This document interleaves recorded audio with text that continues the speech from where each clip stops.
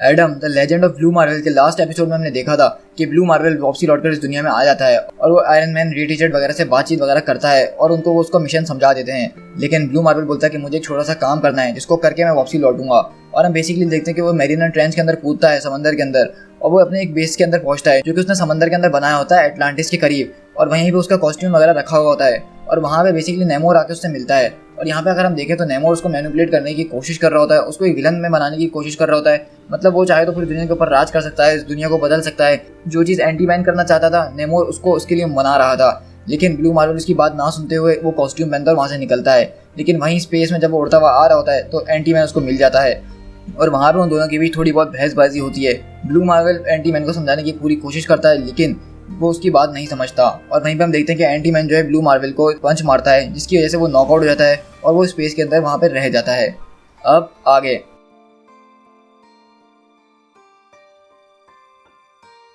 और बेसिकली हम यहाँ से शिफ्ट होते हैं एवेंजर्स टावर के अंदर, मतलब जहाँ पे read Richard, Aries, iron man और जितने भी हीरोज होते हैं ब्लू मार्वल वगैरह, वो सारी रिपोर्ट्स वगैरह देख रहे होते हैं कि हो क्या रहा है।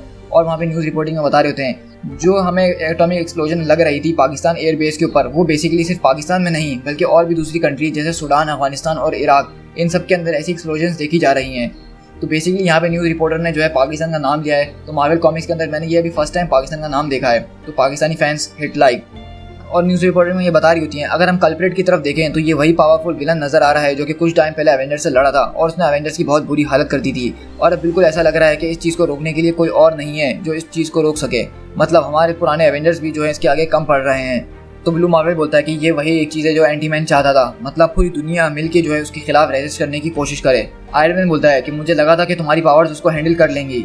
तो ब्लू मार्वल बोलता है कि हाँ लगा तो मुझे भी ऐसी था, लेकिन जब उसने मुझ पर अटैक करा तो मैं उसके लिए प्रिपेयर्ड नहीं था और मुझे नहीं पता था कि उसकी पावर्स इतनी ज़्यादा बढ़ चुकी हैं। तो आयरन मैन बोलता है कि इसका मतलब यही हो गया कि हम दोबारा से वहीं घूम फिर कर आ गए जहाँ हम पहले खड़े हुए थे। तो वो बोलता है कि नहीं ऐसी बात नहीं है, मैं उसको ऑब्जर्व करने की कोशिश कर रहा हूँ और मुझे लग रहा है कि मुझे शायद ये पता चल गया है कि उसको किस तरह से ख़त्म किया जा सकता है। वो जो एक्सीडेंट जिसने हम दोनों को पावर्स दी थी उसके जरिए हम दोनों एक दूसरे से लिंक कर गए थे, क्योंकि हम दोनों को एनर्जी एंटी मैटर एनर्जी के जरिए मिल रही थी।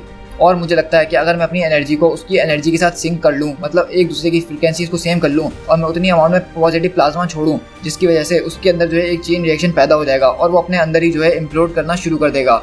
लेकिन मुझे ये सब करने के लिए तुम लोगों की मदद की ज़रूरत पड़ेगी। रीड रिचर्ड बोलते हैं कि हाँ मुझे इस बात में कोई शक नहीं है कि तुम्हारा ये प्लान काम नहीं करेगा, लेकिन अगर ये एक्सप्लोजन हुआ उसकी वजह से ये आधा कॉन्टिनेंट ज़ाया हो सकता है या फिर ये पूरा का पूरा प्लेनेट भी, क्योंकि हमें पता है कि एंटी मैटर स्टॉर्म की हालात जो है इस वक्त बहुत ज़्यादा ख़राब होते जा रहे हैं। तो ब्लू मार्वल बोलता है कि मैं सारी एक्सप्लोजन की एनर्जी को अपने अंदर कंटेन कर सकता हूँ और फिर स्पेस में जाकर उसको रिलीज कर दूंगा। तो मिस मार्वल बोलती हैं कि मुझे नहीं पता, लेकिन मुझे ये बहुत ज़्यादा रिस्की लग रहा है। तो एरीज बोलता है इन सबसे बेहतर ये है कि हम जंग के मैदान में जाके लड़ते हुए मरे, ना कि यहाँ पे खड़े होकर फेलियर्स के बारे में सोचते रहें। तो वहीं पे रीड रिचर्ड बोलता है कि डॉक्टर बशीर आप मेरी बात माने, आपकी थ्योरी तो बहुत ज़्यादा अच्छी लग रही है सुनने में, लेकिन हमें कोई और रास्ता ढूंढना होगा। तो एडम बोलता है कि अब यहाँ पे कोई और रास्ता बचा ही नहीं है। तो आयरन मैन बोलता है कि आपको रीड रिचर्ड की बात सुननी पड़ेगी, अगर वो कह रहा है कि ये डेंजरस है तो हम तुम्हें ये नहीं करने दे सकते हैं। तो एडम बोलता है कि क्या मतलब तुम मुझे ये नहीं करने दे सकते हो।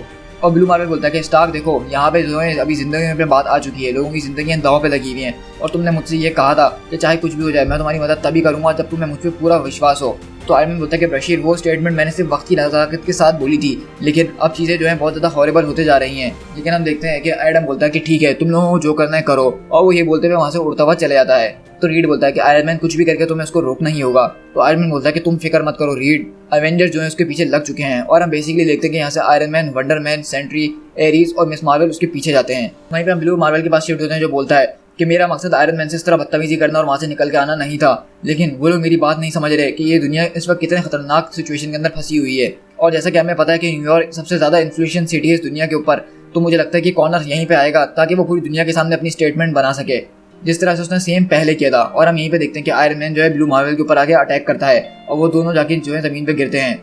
आयरन मैन बोलता है कि देखो बशीर अब बहुत ज़्यादा हो चुका है, मैं समझ सकता हूँ कि तुम्हारे साथ जो कुछ हुआ वो गलत था, तुम पहले बहुत चीज़ों से गुजर चुकी हो, लेकिन अब अगर तुमने मेरा हाथ रोकने की कोशिश करी तो फिर अच्छा नहीं होगा।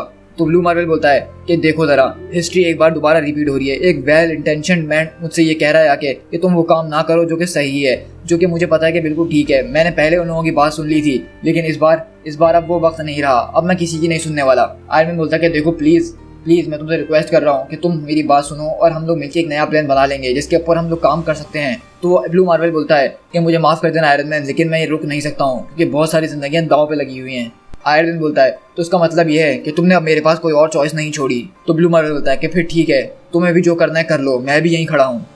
और हम देखते हैं इस तरह आयरन मैन ब्लू मार्वल के ऊपर अटैक करता है, लेकिन ब्लू मार्वल कुछ भी नहीं बिगड़ता। वहीं पे मिस मार्वल आके उसके ऊपर अटैक करती हैं और बोलती हैं कि हमने तुम्हें समझाने की कोशिश करी लेकिन तुम हमारी कोई बात सुन ही नहीं रहे। ब्लू मार्वल बोलता है कि देखो तुम लोग यहाँ पे अपना टाइम वेस्ट कर रहे हो, तुम लोग यही पावर जाके अगर कॉर्नर के ऊपर लगाओ शायद कोई बात बन जाए। जितना टाइम तुम लोग मुझ पे यहाँ पे बर्बाद कर रहे हो, कॉर्नर की पावर स्ट्रॉन्गर पे स्ट्रॉन्गर होती जा रही है। तो वहीं पे वंडर मैन बोलता है कि तुम उसकी फिक्र नहीं करो, उसको हम हैंडल कर लेंगे। ब्लू मार्वल बोलता है अच्छा हैंडल से क्या मतलब है, जो कि तुमने पहले किया था मुझे नहीं लगता कि तुम उसको कोई हैंडल वैंडल कर पाओगे, और प्लीज अब मुझे जो है मेरा काम करने दो। और इस तरह हम देखते हैं कि वो वंडर मैन और मिस मार्वल को एक दूसरे को ऐसे ही फेंक रहा होता है जैसे उसके सामने कुछ भी नहीं है। तो वहीं पे एरीज आता है और बोलता है कि तुम एक वर्दी ओपोनेंट हो, लेकिन ये एरीज का एक्स जो है तुम्हारे मुंह के अंदर कुछ सेंस घुसेड़ेगा। और हम देखते हैं कि वो उसके ऊपर बहुत जोरदार अटैक करता है जिससे एडम का खून निकल आता है। तो वहीं पे हम देखते हैं कि एरीज आता है और उसको बहुत जोरदार पंच मारते हुए बोलता है कि तुम सब पीछे हट जाओ, ये दिखाना चाहता है ना कि असली पावर क्या होती है, तो अब मैं इसको दिखाऊंगा कि असली पावर होती क्या है। और हम देखते हैं कि सेंट्री बेसिकली बहुत ज़्यादा स्पीड में जो है उसको घसीटता हुआ लेके चले जाता है और बोलता है कि मैंने तुम्हारे किस्से बहुत सुन लिए हैं, मैं समझ सकता हूँ कि तुम अपने आप को एक विक्टिम क्लेम करते हो क्योंकि तुमने अपनी ज़िंदगी जिस तरह से प्लान करी थी तुम उस तरह गुजार नहीं सके ना, लेकिन ये मेरे साथ भी हो चुका है। मैंने अपनी आधी से ज़्यादा ज़िंदगी गुजार दी सिर्फ इसी डर में कि अगर मैंने अपनी पावर इस्तेमाल करी तो मैं कहीं कुछ बुरा ना कर दूँ, कहीं लोग मेरी वजह से मारे ना जा सकें। ये चीज़ जो थी मेरे हमेशा से अंदर मौजूद थी, मुझे डराती रहती थी, लेकिन फिर मैंने सोच लिया कि मैं ये डिजर्व नहीं करता हूँ और अब से मैं छुप के दोबारा नहीं रहूँगा और अब तुम्हें भी इसी को सीखने की ज़रूरत है। वहीं पर हम देखते हैं कि ब्लू मार्वल उसका अटैक रोकते हुए बोलता है कि नहीं। तो ब्लू मार्वल बोलता है कि नहीं तुम गलत कह रहे हो, बल्कि मैंने तो उन लोगों को आजमा के देख लिया, मैं उनके सामने अच्छा बन के रहने की कोशिश कर ली कि कब उनको ये बात समझ में आएगी, कि कब उनको वो मैसेज मिलेगा और कब वो मुझे एक इनविजिबल मैन की तरह ट्रीट करना बंद कर देंगे, लेकिन वो कभी नहीं समझे। और अब मैं उनको और समझा नहीं सकता हूँ, अब मैं पहले की तरह उनके सामने अच्छा नहीं बन सकता हूँ। तो वहीं पर सेंट्री उसको बहुत जोरदार पंच मारता है और बोलता है कि नहीं तुम उनके सामने अच्छे बनोगे। तो सेंट्री बोलता है कि मैं मानता हूँ कि तुम एक टफ इंसान हो, तुम मेरी जो पूरी लिमिट्स को पुश कर रहे हो, लेकिन तुम्हें ये बात नहीं भूलनी चाहिए कि तुम एक ऐसे इंसान से फेस कर रहे हो जिसके पास पावर है मिलियंस ऑफ एक्सप्लोडिंग सन्स और तुम जीत नहीं सकते हो। मैं तुम्हारे प्राइड को इस पूरी दुनिया को डिस्ट्रॉय करने नहीं दे सकता हूँ, जिस तरह के मेरे प्राइड ने इस दुनिया को ऑलमोस्ट डिस्ट्रॉय कर ही दिया था। और हम देखते हैं कि सेंट्री के बार एक मुक्का मार रहा होता है और बेसिकली ब्लू मार्वल जो है वो जमीन के अंदर धंस गया होता है। तो वहीं पे ब्लू मार्वल उठते हुए बोलता है कि तुम मेरी बात समझ नहीं रहे हो। तो सेंट्री बोलता है कि ये वाकई में मैटर करता है, खामोशी से ज़मीन पे पड़े रहो और उठने की कोशिश नहीं करना वरना मेरा दिमाग घूम जाएगा। तो ब्लू मार्वल बोलता है अच्छा मतलब तुम्हारा दिमाग घूम जाएगा, तो अब मैं तुम्हें बताता हूँ। और यहाँ से हम शिफ्ट होते हैं स्पेस के अंदर, जहाँ पे हम देखते हैं बेसिकली जो ऊपर सैटेलाइट्स वगैरह होती है उनकी हालत बहुत ज़्यादा ख़राब हो जाती है क्योंकि वो जो एंटी मैटर का स्टॉर्म होता है वो यहाँ पे पहुँच चुका होता है और वो अर्थ के एटमॉस्फेयर के बाहर रिवॉल्व कर रहा होता है। लेकिन इतने ही अगले पल में हम देखते हैं कि वो सारी सैटेलाइट जो है इनमें धमाका हो जाता है और उनको कोई चीज़ चीरते हुए जाती है और हमें पता चलता है कि बेसिकली वो सेंट्री होता है। मतलब ब्लू मार्वल ने इतनी ज़ोर से सेंट्री को पंच मारा कि वो सीधा निकल के स्पेस के अंदर आ गया इतनी दूर। तो आप अंदाज़ा लगा सकते हैं कि ब्लू मार्वल की पावर कितनी है कि उसने सेंट्री जैसे इतने सुपर पावर इंसान को स्पेस के अंदर भेज दिया एक पंच के अंदर। तो वहीं पे वंडर मैन आता है और बोलता है कि इसे सेंट्री को ऑर्बिट के अंदर भेजिए सिर्फ एक पंच से। आयरन मैन बोलता है कि तुम ये सब क्यों कर रहे हो ब्रशीर, क्योंकि तुम्हें भी इस बात की गारंटी नहीं है कि ये नेगेटिव एनर्जी का फीडबैक जो होगा वो चाहे तो इस पूरी दुनिया को तबाह कर सकता है, तो तुम इतना रिस्क क्यों ले रहे हो। तो ब्लू मार्वल बोलता है कि तुम समझ नहीं रहे, अब हमारे पास कोई और रास्ता नहीं है, अगर कॉर्नर अपने क्रिटिकल मास पे पहुंच गया तो ये दुनिया तो वैसे भी खत्म होने वाली है। और हम देखते हैं कि ब्लू मार्वल यहाँ पे सबसे लड़ रहा होता है एक साथ, यानी Aries, iron Man, Wonder man, miss Marvel, जो कि इतने ज़्यादा पावरफुल कैरेक्टर्स हैं, लेकिन वो सबको एक साथ निपटा रहा होता है। और वहीं पे हम देखते हैं कि ब्लू मार्वल जो है वो आयरन मैन से लड़ रहा होता है और बोलता है कि ये एंटी मैटर एनर्जी का स्टॉर्म है जो कि बढ़ता ही जा रहा है और ये चाहे तो ये हमारी पूरी यूनिवर्स को तबाह कर देगा, ना कि सिर्फ हमारे प्लेनेट को ही। और वहीं पे हम देखते हैं कि स्पेस से एक चीज़ दोबारा वापसी अर्थ की तरफ आती है और वो आयरन मैन की तरफ आके गिरती है और आयरन मैन बोलता है कि घबराओ नहीं, ये सेंट्री है। और हम देखते हैं सेंट्री वहाँ पे दोबारा खड़ा होता है उसके सामने आके और बोलता है कि बस अब बहुत हो चुका। और यहाँ पे हम देखते हैं कि ब्लू मार्वल की हालत भी बहुत ज़्यादा ढीली हो जाती है और बोलता है कि तुम कैसे बच गए। और वहीं पे हम देखते हैं कि बेसिकली सेंट्री और ब्लू मार्वल एक दूसरे के सामने खड़े होते हैं, लेकिन इन दोनों की हालत इतनी बुरी हो जाती है कि ये दोनों ही वहीं पे खड़े खड़े गिर जाते हैं। तो मतलब आप इस बात से अंदाज़ा लगा सकते हैं कि सेंट्री और ब्लू मार्वल की पावर जो है तकरीबन एक ही जैसी हैं, मतलब वो दोनों ही एक दूसरे के सामने तब तक खड़े रहे तब तक वो दोनों ही ना थक गए। और वहीं पे हम देखते हैं एरीज और वंडर मैन आते हैं सेंट्री की तरफ और एरीज बोलता है कि गोल्डन मैन बस बहुत हो गया, तुमने अच्छा काम किया, तुमने उसको गिरा दिया। लेकिन हम तभी देखते हैं आसमान के अंदर जो है अजीबोगरीब एनर्जी स्पाइक करना शुरू हो जाती हैं।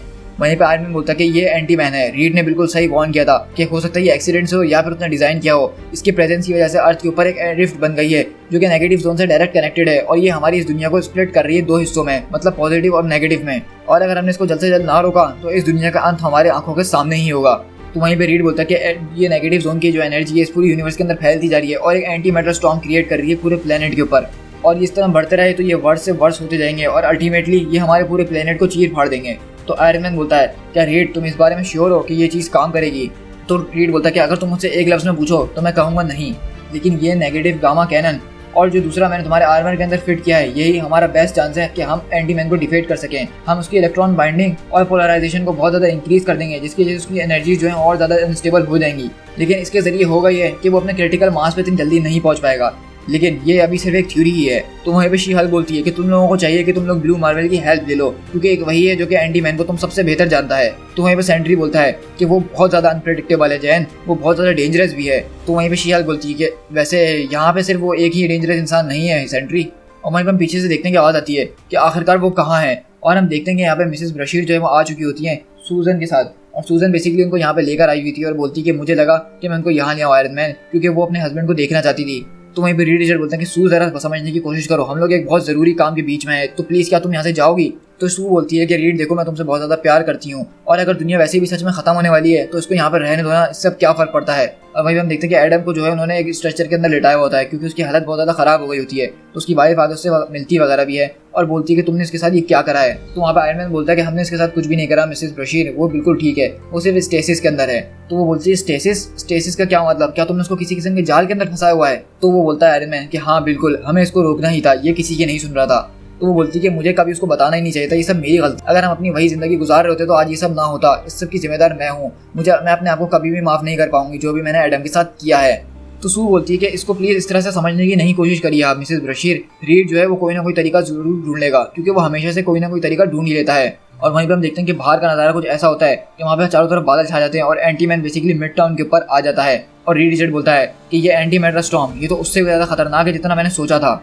और वहीं पर हम देखते हैं एंटी मैन बोलता है कि वो लोग भागते हैं चूहों की तरह, वो लोग ये नहीं देख सकते हैं जो मैं उनको दिखाना चाहता हूँ कि वो उनके लिए बेस्ट है, और उनको ये भी नहीं पता कि अब उनका जजमेंट डे आ चुका है, चाहे वो माने या ना माने। और वहीं पे सू बोलती है कि तुम लोग जरा यहीं पे रुको, मैं अपने बच्चों को चेक कर आती हूँ। और हम अगले पल देखते हैं दूसरी तरफ कि she Hulk, iron man, read Richard और मिस मार्वल और एरीज ये लोग सब मिलके जो है उससे लड़ने के लिए बाहर निकलते हैं। तो वहीं पे मिसेस ब्रशीर बोलती हैं कि अगर तुम मुझसे सुन सकते हो एडम, अगर तुम मेरी एक भी बात सुन सकते हो तो मेरे पास बहुत कुछ है जो मुझे तुमसे कहना है।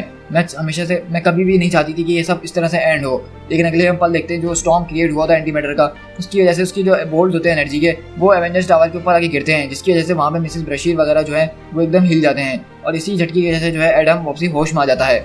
और एडम होश में आके बोलता है कि तुम क्रेडेंस, तुम आखिरकार यहाँ पे कर क्या रही हो? तो बोलती है कि मैं तुम्हारी वाइफ हूँ, मैं ये देखने आई थी कि तुम ठीक हो या नहीं। तो एडम बोलता है कि ये एवेंजर्स कहाँ हैं? तो वो बोलती है कि वो लोग कॉर्नर से लड़ने के लिए गए हैं। तो एडम बोलता है कि वो लोग कभी भी उसको हरा नहीं पाएंगे। तो वो बोलती है क्या तुम मुझसे वाकई में बस इतना ही कहना चाहोगे, मतलब तुम मेरे मुंह पे ये कह रहे हो कि तुम लोग उसको हरा नहीं पाओगे और तुम अब उससे लड़ने चले जाओगे? मैं तुम्हारी वाइफ हूँ, मैं इससे बहुत बेटर डिजर्व करती हूँ। तो बोलता है कि नहीं, तुम कुछ भी डिजर्व नहीं करती हो, तुमने जो खेलना था तुमने वो खेल लिया, अब हमारे पास और भी चीज़ें हैं इस दुनिया में डील करने के लिए, तो अब मुझे जाना होगा यहाँ से। तो ब्लू मार्वल बोलता है कि नेमोर ने बिल्कुल ठीक कहा था कि मैं एक इंस्पिरेशन बन सकता था लोगों के लिए, लेकिन मैं शेडोज के अंदर छुपता रहा क्योंकि मैं वो गॉड डैम ऑर्डर्स को मान रहा था। मैं किस तरह का हीरो हूँ जिसने अपने आप को ही मैनिपुलेट होने दे दिया? मतलब उन लोगों ने मुझे जज किया और मैं उनके जजमेंट के ऊपर पूरा उतर गया। उन लोगों ने मुझे बोला कि तुम अब से काम नहीं करोगे, तो मैं खामोशी से घर पे बैठ गया। ये किस किस्म का हीरो है जो अपने आप को मैनिपुलेट होने दे रहा है? तो वो बोलती कि नहीं, तुम ज़रा ये देखो कि अब तुम यहाँ पे मौजूद हो, जब उन लोगों को तुम्हारी ज़रूरत है तुम यहाँ पे मौजूद हो, और सब कुछ यही है, मतलब अब सब कुछ यही मैटर करता है।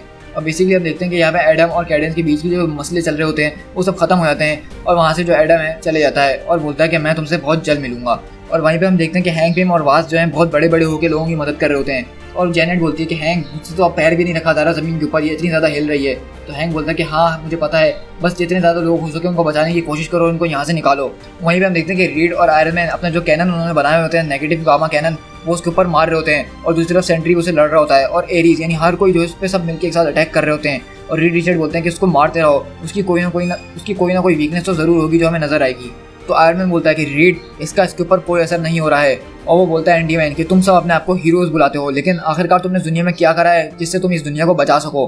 तो वहीं पे एरीज बोलता है कि as a god of war, मैंने इन लोगों को बहुत करीब से देखा है और मैं जानता हूँ कि ये हर कोई वैसा नहीं होता जैसा तुम सोचते हो, इन लोगों को मौका देना चाहिए, ये इतने बुरे नहीं होते हैं। और वहीं पे एंटी मैन जो है सेंट्री को पीछे करते हुए बोलता है कि लेकिन ये काफ़ी नहीं है, अब तुम लोग को ये बात मान लेना चाहिए कि तुम लोगों का यही फेट है, और जो चीज़ मैं तुम लोगों के लिए लेकर आया हूँ वही तुम लोगों की डेस्टिनी थी, और उसको एक्सेप्ट कर लो। तो वहीं पे पीछे से आवाज़ आती है कि ये बात मैं तुम्हारी पहले भी सुन चुका हूँ, और हम देखते हैं कि ब्लू मार्वल वहाँ पे आ जाता है। तो और वो बोलता है कि तुम्हारी ये बात ना मैंने इतने सालों पहले मानी थी और ना ही मैं अब मानने वाला हूँ। और हम देखते हैं कि वो उसको बहुत जोरदार मारता है, जिसकी वजह से वो उड़ते हुए बहुत दूर जाता है। तो ब्लू मार्वल बोलता है कि वो बहुत ज्यादा देर तक नीचे नहीं पड़े रहने वाला, और अगर तुम उसको वाकई में मार गिराना चाहते हो तो तुम्हें इस बार मेरी पूरी बात पे विश्वास करना होगा, चाहे मैं कुछ भी कहूँ, और अगर तुम लोग ऐसा नहीं करोगे तो उसको फिर मैं अकेले ही रोक लूंगा। तो आयरन मैन बोलता है कि ठीक है, अब ये शो तुम्हारा हुआ, बोलो हमें क्या करना होगा। वहीं पे वो बोलता है कि ठीक है, वास्प और येलो जैकेट तुम लोग पैरामीटर सेट करो और जितने ज्यादा सिविलियंस को हो सके यहाँ से निकालो। रीड, मैं चाहता हूँ कि तुम जो अपना गामा कैनन जो है उसके ऊपर कंटिन्यूस बीम की तरह मारते रहो एंटी मैन के ऊपर, और एक पल के लिए भी उससे नहीं हटाना। आयरन मैन, तुम और मिस मार्वल उससे एक डिस्टेंस बना के रखो और दोनों अपोजिट पोल्स में घूमो, एक क्लॉकवाइज डायरेक्शन में घूमे और एक एंटी क्लॉकवाइज पैटर्न में घूमे एंटी मैन, और तुम लोग जो दूर से हाई एनर्जी प्लाज्मा ब्लास्ट उसके ऊपर मारते रहो। हमें जो इसका मॉलिक्यूलर स्ट्रक्चर एक सर्टेन फ्रीक्वेंसी के ऊपर वाइब्रेट करवाना होगा, जिसकी वजह से वो कंफ्यूज हो जाएगा और अपना बैलेंस खो बैठेगा। शी हल्क, तुम, वंडरमैन और एरीज तुम लोग ग्राउंड लेवल संभालोगे बिल्कुल उसके नीचे, और देखोगे जैसे ही वो जमीन पे आए उसको छोड़ना मत। तो वहीं पे रीड बोलता है कि तुम एक साइक्लोट्रॉन यानी कि पार्टिकल एक्सीलरेटर बनाने की कोशिश कर रहे हो आयरन मैन और मिस मार्वल के जरिए। तो बोलता है कि हाँ बिल्कुल, ये एक क्रूड होगा लेकिन ये हो सकता है कि काम कर जाए, और जैसे ही मैं तुम लोगों को सिग्नल दूं तुम लोग अपनी अपनी पोजीशंस पे चले जाना। और ब्लू मार्वल बोलता है कि सेंट्री, तुम और मैं एक साथ जाएंगे, और सेंट्री बोलता है कि हम आखिरकार करने क्या वाले हैं। तो ब्लू मार्वल बोलता है, क्या तुमने कभी फुटबॉल खेली है? अब तुम्हें बहुत ज्यादा मजा आने वाला है। और इस तरह हम देखते हैं आयरन मैन और मिस मार्वल उसके ऊपर घूम घूम के अटैक कर रहे होते हैं, मतलब वो एक पार्टिकल एक्सीलरेटर बना रहे होते हैं अपनी स्पीड के जरिए। और वहीं पर हम देखते हैं कि सेंट्री और ब्लू मार्वल एक साथ एंटी मैन के ऊपर अटैक करते हैं, लेकिन एंटी मैन बोलता है कि तुम जो कुछ भी करने की कोशिश कर लो एडम, अब तुम जो मेरी पावर के बराबर आ ही नहीं सकते हो और तुम मुझे कभी नहीं हरा पाओगे। तो एडम बोलता है कि चलो ठीक है, वो भी हम देख लेंगे। तो वहीं पे शी हल्क बोलती है कि उसने तो हमें एक थर्ड व्हील की तरह यहाँ पे खड़ा कर दिया। तो एरीज बोलता है कि साइलेंस, ये मॉर्टल जो है एक वॉरियर की तरह लगता है मुझे, और एरीज इसकी बात सुनेगा और यहीं पे खड़ा रहेगा जब तक उसकी ग्लोरी ना आ जाए उसके पास। हम लोग को भी जो है बैटल में घुसने का बहुत जल्द मौका मिलेगा। और इस तरह हम देखते हैं कि ब्लू मार्वल उसको पकड़ता है एंटी मैन को, उसका हेलमेट वगैरह उतारता है और उसको घसीटता हुआ जमीन पे लेकर आता है और बोलता है कि गाइस अब आ गया है तुम लोगों का वक्त। और इस तरह हम देखते हैं शी हल्क, वंडरमैन और एरीज उसके ऊपर टूट पड़ते हैं, और हम देखते हैं कि बेसिकली उनकी इतने ज़्यादा अटैक करने के बाद उसकी फ्रीक्वेंसी मैच कर जाती है और अब बेसिकली उसकी बॉडी जो है ग्लो करना शुरू हो जाती है, और क्योंकि अब वो एक सर्टेन फ्रीक्वेंसी के ऊपर आ चुकी होती है जो ब्लू मार्वल को चाहिए थी। और वो बोलता है कि एवेंजर्स अब तुम सब यहाँ से चले जाओ, और हम देखते हैं वंडरमैन वगैरह वहाँ से सब भागते हैं और बोलते हैं कि तुमने सुन लिया ना उसने क्या कहा। और हम देखते हैं इस तरह कि ब्लू मार्वल के सामने खड़ा होता है और उतनी ही अमाउंट की जो है पॉजिटिव प्लाज्मा एनर्जी को क्रिएट कर रहा होता है। तो रीड बोलता है कि ब्रशीर जो है उसकी एनर्जी को सिंक करने की कोशिश कर रहा है और एनर्जी डिस्पर्स करने की भी कोशिश कर रहा है। मैं सिर्फ उम्मीद करता हूँ कि उसने जो कुछ भी सोचा हो वो काम कर जाए। और इस तरह हम देखते हैं कि इसी भगदड़ के बीच जो है उसकी वाइफ यानी मिसेस ब्रशीर जो है यहाँ पे आ रही होती है और बोलती है कि मुझे वहाँ पे जाने दो, मुझे उससे मिलना ही होगा। लेकिन हम देखते हैं कि अभी भी जो है उसकी पावर बहुत ज़्यादा होती है एंटी मैन की, और बोलता है कि मैंने तुमसे कहा था ना कि तुम्हारी पावर्स के आगे मेरी पावर्स बहुत ज़्यादा हैं और तुम लोगों को कोई चांस ही नहीं है। और वो बहुत ज़ोरदार अटैक करता है ब्लू मार्वल के ऊपर और ब्लू मार्वल वहाँ जाके गिरता है। तो वहीं पर हम देखते हैं कि बेसिकली उसकी वाइफ आ जाती है। तो बोलता है कि कैडेंस आखिरकार तुम यहाँ पे क्या कर रही हो, तुम यहाँ से फ़ौरन निकलो। लेकिन हम वहीं पे देखते हैं कि एंटी मैन जो होता है वो अपनी एनर्जी से बहुत ज़ोरदार धमाका करता है और कैडेंस उसके धमाके के बिल्कुल सामने खड़ी होती है। और हम देखते हैं कि जब वो धमाका ठंडा होता है तो कैडेंस का बिल्कुल तिक्का बन चुका होता है। और एडम बोलता है कि हनी मैं आ गया हूँ तुम्हारे पास, प्लीज़ हिलने की कोशिश नहीं करना। तो बोलती है कि नहीं अब बहुत देर हो चुकी है। तो एडम बोलता है कि नहीं मैं तुम्हें हॉस्पिटल लेके जाऊँगा सबसे पहले। तो बोलती है कि नहीं तुम प्लीज़ बस मेरी बात सुनो। और बोलती है कि तुम बस अब मेरी एक बात सुनो, हमें इस सबसे पछतावा करने की कोई ज़रूरत नहीं है, हमने जो करा वो बेस्ट करा, लेकिन तुम मुझसे एक बात प्रॉमिस करो कि कुछ भी हो जाए अब तुम इनको दिखाओगे कि तुम सच में हो कौन, तुम कभी भी अपनी आइडेंटिटी छुपाने की कोशिश नहीं करोगे। और बोलती है कि अब तुम मेरी फिक्र करना छोड़ दो और इन लोगों की फिक्र करो क्योंकि हम लोग बहुत जल्द दोबारा मिलेंगे। और इस तरह से हम देखते हैं कि कैडेंस वहाँ पे मर जाती है। लेकिन हम देखते हैं तभी जो है ब्लू मार्वल जब बैठ के अफसोस कर रहा होता है उसके पीछे से आके एंटी मैन इसके ऊपर बहुत ज़ोरदार अटैक करता है और वो बोलता है कि वाई तुमने मेरे साथ ऐसा क्यों करा। तो एंटी मैन बोलता है क्योंकि मेरे पास एक विजन था, मैंने सोचा था कि हर इंसान हर किसी को एक दूसरे को इक्वल ट्रीट करेगा, लेकिन मैंने देख लिया कि यह कभी हो नहीं सकता है क्योंकि इंसान के अंदर एक नेचर है कि वो अपने भाई से ही नफरत करता है और इसी की वजह से वो लोग जो हैं जन्नत को डिजर्व नहीं करते हैं। तो मैंने उनको हेल दे दिया। और इस तरह हम देखते हैं कि वो जो एंटी मैटर स्टॉर्म होता है वो बहुत ज़्यादा खतरनाक हो चुका होता है क्योंकि अब एंटी मैन अपनी फुल पावर इस्तेमाल कर रहा होता है। अब उसको गुस्सा आ चुका होता है, वो समझ गया होता है कि इस दुनिया को सुधरने का अब कोई फ़ायदा नहीं है, ये इंसान कभी नहीं सुधरने वाले, तो वो उल्टा इनको अब बर्बाद करने की तरफ निकल गया है। लेकिन वहीं पे हम देखते हैं एडम को बहुत ज़्यादा गुस्सा आता है और बोलता है कि बस बहुत हो गया, अब तुम्हारी कहानी यहीं पे ख़त्म होगी। आई ट्राइड कॉर्नर, मैंने हर कोशिश कर ली तुम्हें रोकने की, मैंने तुम्हारी तरफ रहने की भी कोशिश कर ली, मैंने कोशिश करा कि तुम्हारी फ्रेंडशिप के बहाने मैं तुम्हारी बात को सुन लूँ थोड़ी देर, मैंने चाहा कि तुम मेरी बात को सुन लो, मैंने चाहा कि तुम बातों से मान जाओ, लेकिन अब ये बहुत ज़्यादा आगे निकल चुकी है बात। तो एंटी मैन बोलता है उसके ऊपर अटैक करते हुए, तो मतलब अब तुम उनकी तरफदारी करोगे, तुम एक बहुत बड़े फूल हो। तो ब्लू मार्वल बोलता है कि अगर मैं फूल हूँ तो फिर फूल ही सही, और वो भी उसके ऊपर बहुत ज़ोरदार अटैक करता है। मैं एक बहुत बड़ा फूल हूँ क्योंकि मैंने इन लोगों के अंदर अच्छाई देखने की कोशिश करी, ना कि उनके ऊपर बुराई देखने की कोशिश करी। हाँ, मैं फूल हूँ क्योंकि मैंने लोगों को चांस दिया कि वो अच्छे हो सकते हैं, ना कि तुम्हें इतना फोर्स करने की कोशिश करी, क्योंकि मैं जानता था कि ये मैनकाइंड कितनी भी इविल हो जाए, यहाँ पे कुछ ना कुछ लोग ऐसे मौजूद होंगे जो कि इस पूरी मैनकाइंड को बचाने के काबिल होंगे। और इस तरह हम देखते हैं ब्लू मार्वल जो है एंटी मैन के ऊपर बहुत जोरदार अटैक कर रहा होता है और बेसिकली उसको घसीटते हुए स्पेस के अंदर ले आता है। तुम्हारा जो ट्विस्टेड व्यू है इस वर्ल्ड के बारे में, अब उसको खत्म होना ही पड़ेगा। हम हो सकता है कि इस पूरी दुनिया को एक साथ बदल ना सकें, लेकिन हम एक वक्त में सिर्फ एक ही दिल को बदल सकते हैं, लेकिन वो किसी जोर जबरदस्ती के साथ नहीं, बल्कि सिर्फ एक एग्जाम्पल के साथ। तो वहीं पे एंटी मैन बोलता है कि तुम अब मेरे साथ आखिरकार करने क्या वाले हो। ब्लू मार्वल बोलता है कि मैं तुम्हारे साथ वो करने वाला हूँ जो कि मुझे बहुत पहले ही कर देना चाहिए था। मैं तुम्हें रिलीज दे रहा हूँ। तो वहीं पे वो एंटी मैन बोलता है कि प्लीज एडम। तो वहीं पे एडम बोलता है कि गुड बाय कॉनर, मैं तुमसे नफरत नहीं करता हूँ, मुझे तुम्हारे ऊपर दया आ रही है कि तुम जो बन गए हो और जो तुमने किया है, मुझे माफ कर देना। और इस तरह हम देखते हैं कि स्पेस के अंदर एडम जो है एक बहुत जोरदार अपनी एनर्जी रिलीज करता है, जिसकी वजह से एक बहुत जबरदस्त फ्लैश नजर आता है। फिर हम यहाँ से शिफ्ट होते हैं एक हफ्ते बाद। मैं तुम्हें कुछ वक्त देना चाहता था। तो एडम बोलता है कि तुम यहाँ पे क्या कर रहे हो मिस्टर स्टार्क, मेरे बच्चे मेरा इंतजार कर रहे हैं। तो आयरन मैन बोलता है कि फिर तो मैं तुम्हारा ज़्यादा टाइम नहीं बर्बाद करूँगा, मैं तुमसे सिर्फ यही कहना चाहता हूँ कि मैं तुम्हारे लॉस के लिए बहुत ज़्यादा सॉरी फील कर रहा हूँ। तो वो बोलता है कि तुम्हें पता है ना कि मैं अपनी वाइफ के साथ एंग्री था क्योंकि उसने मुझसे हमेशा धोखाबाजी करी और उसने अपना सच छुपा के रखा। लेकिन मैंने फिर एक बात उसकी नज़रिए से भी सोची कि उसके अंदर कितने गट्स होंगे कि उसने ये असाइनमेंट को एक्सेप्ट करा कि वो मुझ पे स्पाई कर रही है, और उसके पास कितना ज़्यादा करेज होगा कि उसने मुझसे प्यार किया और मुझसे शादी करी जिस टाइम पे लोग मुझे देखना पसंद नहीं करते थे, मेरी कोई इज्जत नहीं करता था। मैं ये चीज़ उसकी कभी भी नहीं भूल पाऊंगा। आयरन मैन बोलता है कि हाँ बिल्कुल तुम ठीक कह रहे हो, इस तरह की स्ट्रेंथ जो है बहुत रेयर होती है। तो आयरन मैन बोलता है कि लिसन, मेरी बात सुनो, तुमने जिस तरह से सब कैरिड आउट किया उस दिन, तुमने हमें जिस तरह से लीड किया उस फाइट के अंदर, और जो तुम्हारा साइंटिफिक माइंड है, ये इसको हम बहुत ज़्यादा इस्तेमाल कर सकते हैं एवेंजर्स के अंदर। तो एडम बोलता है कि मैं और एक एवेंजर। तो एडम बोलता है कि मैं इसके लिए बहुत ज़्यादा ऑनर्ड फील कर रहा हूँ, लेकिन मुझे अभी बहुत कुछ सोचना है इससे पहले कि मैं मॉडर्न एज हीरोज़ के साथ अपने रैंक्स को ज्वाइन कर सकूँ। और बेसिकली हम इस तरह से देखते हैं कि एडम वापसी अपने लॉर्ड के घर पे आ जाता है और वो अपनी वाइफ की पुरानी मेमोरीज और उसका दिया हुआ एक लेटर वगैरह पढ़ रहा होता है। अब हम देखते हैं कि बेसिकली एडम जो है इस दुनिया को समझने की और अच्छे तरीके से कोशिश करेगा। मतलब इतना टाइम जो 47 ईयर्स उसने अपने आप को कैद करके रखा हुआ था, एक सुपर हीरो ना बनने की कसम खा ली थी, अब उसने उसको तोड़ दी है। अब वो बेसिकली सुपर हीरो तो नजर आएगा, लेकिन अभी नहीं, कुछ टाइम बाद। दी एंड। सो गाइस, यहाँ पे हमारी खत्म होती है ब्लू मार्वल की ओरिजिन स्टोरी, जिसका नाम था Adam the legend of blue Marvel. तो ये स्टोरी मुझे पूरी उम्मीद है कि आप लोगों को बहुत ज़्यादा पसंद आई होगी, क्योंकि ये स्टोरी बहुत ज़्यादा यूनिक थी बाकी सारी ओरिजिन स्टोरीज़ में से। इस स्टोरी के अंदर हमें बहुत सारी नई चीज़ें पता चली कि एक सुपर हीरो जो है मार्वल के अंदर 60s के टाइम से काम कर रहा था, लेकिन वो अचानक गायब हो गया, और उसके गायब होने की वजह बहुत ज़्यादा इंटरेस्टिंग थी। तो इस कॉमिक की जो सबसे ज़्यादा ज़बरदस्त बात मुझे लगी है, जिसकी वजह से मैंने इसको बेसिकली शेयर करा है, वो ये नहीं कि इसका इतना ओरिजिन खास था, बल्कि इस कॉमिक्स के अंदर जो मैसेज दिया गया है, ये मैसेज मुझे बहुत ही ज़्यादा ज़बरदस्त लगा। क्योंकि बेसिकली अगर देखा जाए तो मॉडर्न वर्ल्ड के अंदर इस तरह की चीज़ें अभी भी नज़र आ रही हैं। रेसिज्म एक बहुत बड़ी प्रॉब्लम है जिसको हमें ख़त्म करना ही होगा। और मार्वल कॉमिक्स ने इस कॉमिक के ज़रिए हमें यही समझाने की कोशिश करी थी कि चाहे कोई काला हो या गोरा हो, छोटा हो या बड़ा हो, चाहे वो इस कंट्री से बिलोंग करता हो या उस कंट्री से बिलोंग करता हो, उसको पूरा हक है कि उसको उसके राइट्स मिलें। और हम लोग कोई नहीं है कि किसी के राइट्स के ऊपर काबू पा सकें और किसी को जज कर सकें कि यह ऐसा है तो इसको साथ ऐसा होना चाहिए था। हमें सिर्फ अपनी फिक्र करनी चाहिए कि हम कैसे हैं। और मैं भी चाहता हूँ कि जो लोग इस कॉमिक्स को देखा है जिन्होंने मेरे साथ मिलकर, उनको भी ये बात समझ में आई होगी। और अगर उनके दिल में थोड़ा सा भी रेसिज्म होगा किसी भी किस्म की कम्युनिटी के साथ या किसी किस्म के लोगों के साथ, तो इस कॉमिक को देखने के बाद उनके दिल से वो चीज़ कम हो गई होगी। अगर इंसान कोई अच्छी चीज़ कर रहा है तो हमें उसकी अच्छी चीज़ को अप्रिशिएट करना चाहिए, ना कि उसकी बुराई को सामने ले आना चाहिए। इसी तरह ब्लू मार्वल की स्टोरी में भी हमें यही पता चला कि कॉनर जो था वो इंसानों के अंदर से उनकी बुराई देख रहा था और इसलिए वो इस दुनिया को बदलना चाहता था। जबकि दूसरी तरफ ब्लू मार्वल जो था वो जानता था कि इस दुनिया के अंदर बहुत बुरे लोग मौजूद हैं, लेकिन कुछ अच्छे लोग भी मौजूद हैं जिनकी वजह से इस पूरी दुनिया को रहने का, जीने का हक पहुँचता है। और इसलिए हमें जो है लोगों के अंदर अच्छाई देखनी चाहिए, ना कि बुराई। अगर हर इंसान जो है दूसरे इंसान के अंदर बुराई ढूंढता रहा उसकी, तो इस दुनिया के अंदर अच्छे लोग कम रह जाएंगे।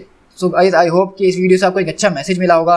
तो इस वीडियो को ज़्यादा से ज़्यादा शेयर करिए अपने दोस्तों के साथ। सो गाइस, आई होप कि आपको ये कॉमिक बुक सीरीज़ पसंद आई होगी। तो इस वीडियो को जल्दी से लाइक करिएगा और मुझे कमेंट करके बताइएगा कि आपको ये सीरीज़ कैसी लगी। और ब्लू मार्वल की जो पावर्स थी बेसिकली कि हमने देखा उसने किस तरह से सेंट्री को एक पंच के अंदर स्पेस के अंदर भेज दिया था, तो उसके बारे में मुझे कमेंट करके ज़रूर बताइएगा।